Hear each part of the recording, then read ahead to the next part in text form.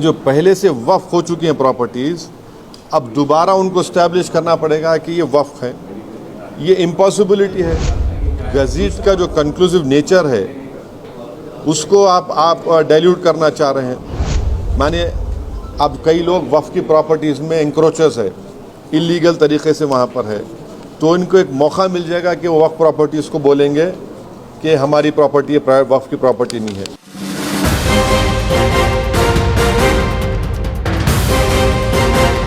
ये है खबरों की खबर और आप देख रहे हैं खबरों की खबर टीवी।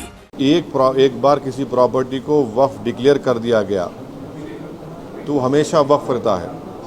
तो वक्फ एक्ट जो है 54 का है और 96 का है, जो 96 के एक्ट तो 2013 में अमेंड किया गया।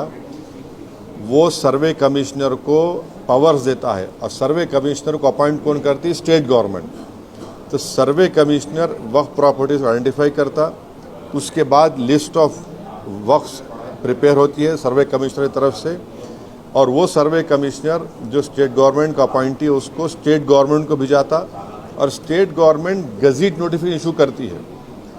तो गज़ीट नोटिफिकेशन खुद एक ऑफिशियल एक्ट है, और अगर गज़ीट नोटिफिकेशन 1 साल तक चैलेंज नहीं होती तो वो फाइनल हो जाती है और नेचर ऑफ वक्फ हो जाता है।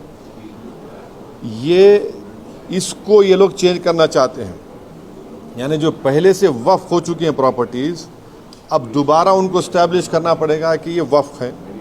ये इम्पॉसिबिलिटी है। दूसरी बात यह है कि गज़ीट का जो कंक्लूसिव नेचर है उसको आप डाइल्यूट करना चाह रहे हैं।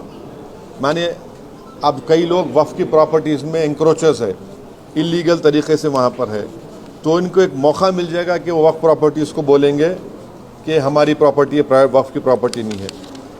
और कोई भी प्रॉपर्टी में ये झगड़े होते कहीं ना कहीं, तो उसको एक एंक्रोचर्स को एक मौका मिल जाएगा।